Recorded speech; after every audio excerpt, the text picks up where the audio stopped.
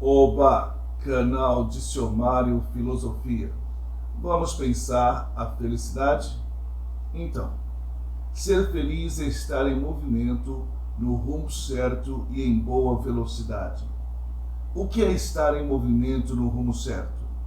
É estar com seus pensamentos, expressões e ações apontados para o objetivo maior de sua vida. É a própria pessoa quem determina a si qual é o destino e qual é o melhor caminho, qual é a estrada que pretende percorrer para alcançar o seu ideal. O que é em boa velocidade? A pessoa pode estar no caminho certo, porém andando lentamente. A velocidade do indivíduo em direção ao seu objetivo fundamental dá a intensidade da sua felicidade. Um monge, por exemplo, quer juntar todas as artes marciais em apenas uma, e todos os seus pensamentos, manifestações e ações estão voltados para esse fim. Ele estuda e treina em todos os dias e consegue perceber o próprio desenvolvimento. Esse monge, enquanto permanecer nesse caminho e se desenvolvendo perceptivelmente, é uma pessoa intensamente feliz. Noutro tipo de exemplo, um rapaz quer ser o pai de uma família numerosa e harmoniosa. Enquanto estiver gerando filhos e os criando e educando harmoniosamente, será um homem feliz. A velocidade do sujeito em direção ao seu objetivo capital depende de dois fatores: densidade e coesão. Uma felicidade de baixa densidade conta com poucos argumentos e também com poucas ações. Trata-se, pois, de uma felicidade proporcionalmente pouco veloz e pouco intensa. Uma felicidade repleta de tensões é uma felicidade incoesa, bruta, precisa ser depurada, refinada, purificada. Neste caso, trata-se de uma felicidade suja, porque as convicções que sustentam o sujeito no caminho correto convivem com outras convicções para outros caminhos. Para compreender melhor a felicidade, precisamos diferenciá-la da alegria.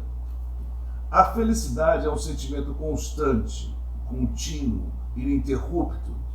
A alegria é um evento, uma circunstância, um acontecimento.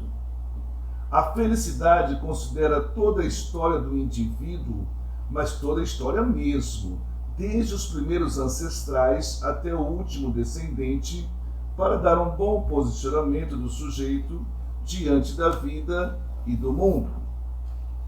A alegria considera apenas o objeto e o momento desvinculados de todos os outros objetos e momentos no espaço e no tempo, para produzir um sentimento isolado e, no mínimo, agradável.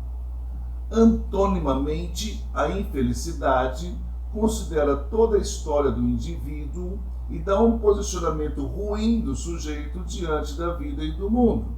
Ou seja, a pessoa não tem um sentido para a própria vida e caminha rapidamente em direção a diversos objetivos pequenos e incongruentes.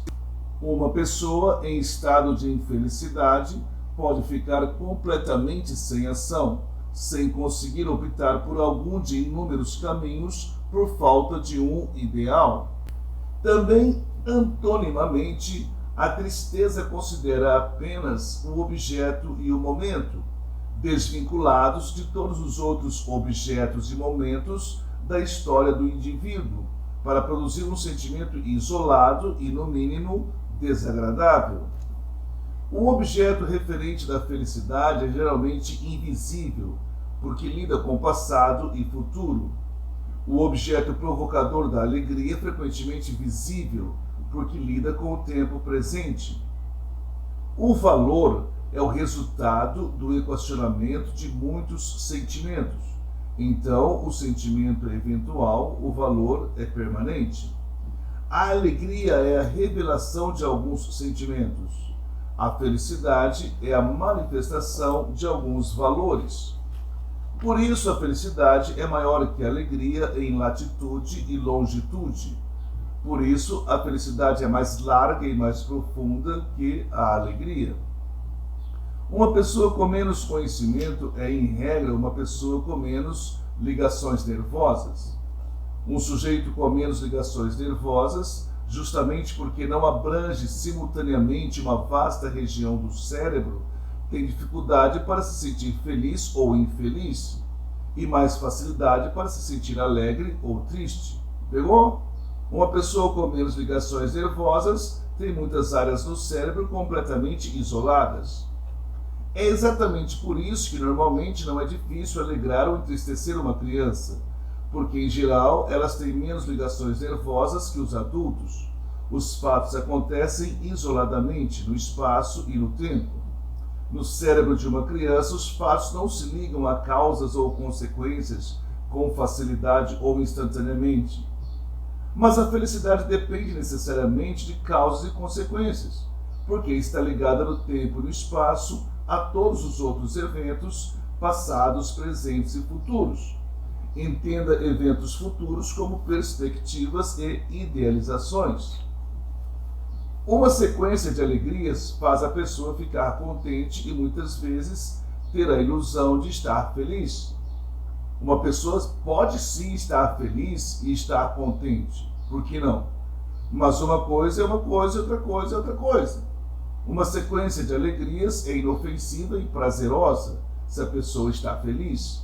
Mas se o sujeito não está feliz, a sequência de alegrias torna-se uma felicidade falsa.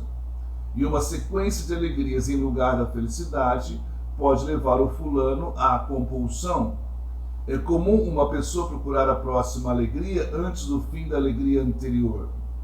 Quem tem dinheiro tem mais facilidade para isso. Há compulsivos que passam dia e noite comprando para ter uma sequência ininterrupta de alegrias. Há os maníacos que vão além, porque são compulsivos em algum comportamento específico, em alguma alegria ou prazer especial. Você já ouviu alguém dizer que não pode parar porque se parar chora? Então, o brother precisa de uma sequência de ondas para não tomar um caldo. Pelo outro lado, quem tem objetivos a alcançar não tem tempo para ser compulsivo ou maníaco. Quem tem sonhos a realizar não tem preguiça. Quem tem um sentido para a própria vida e se esforça para cumpri-lo não tem a opção da infelicidade. O nosso prazer está em sobreviver e evoluir, os dois princípios fundamentais da vida. Contudo, a sobrevivência nos dá prazer, mas não nos dá felicidade. Por isso, a primeira pamonha pode ser deliciosa, mas a 10ª não. Só a evolução nos dá felicidade.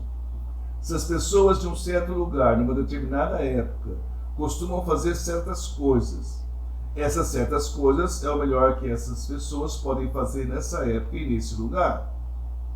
Se essas certas coisas é o melhor que essas pessoas podem fazer nessa época e nesse lugar, é fazendo tais coisas que essas pessoas se sentem bem. Se essas pessoas se sentem bem fazendo tais coisas, esse é o modo que elas têm de ser felizes. E se esse é o modo que elas têm de ser felizes, é fazendo essas tais coisas que essas pessoas se veem caminhando em boa velocidade em direção ao ponto final do sentido de suas vidas. Os cidadãos gregos do IV século a.C. se sentiam vivos e significativos discutindo os rumos da cidade em praça pública.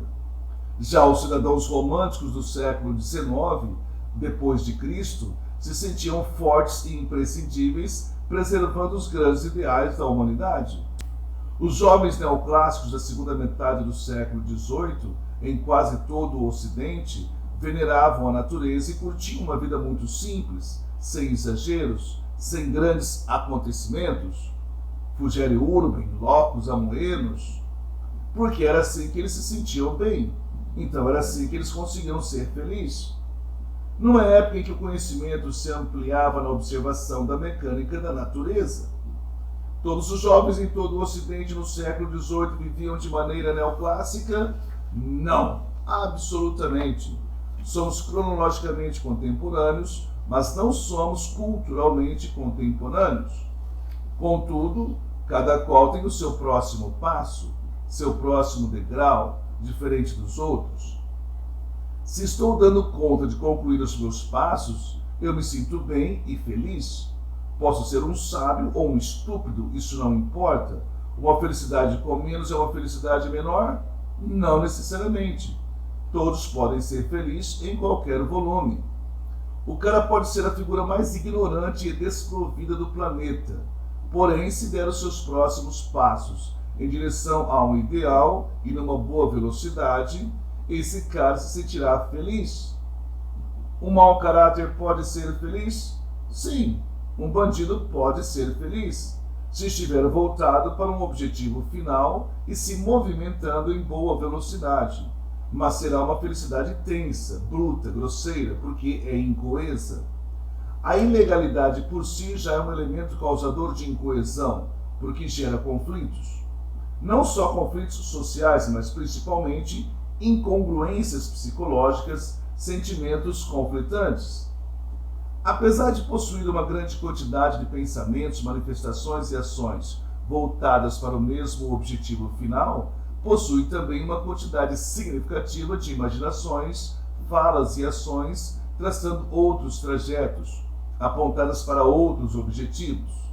Isso explica porque um sem número de pessoas consegue viver com alguma qualidade psicológica de vida, mesmo no mundo do crime.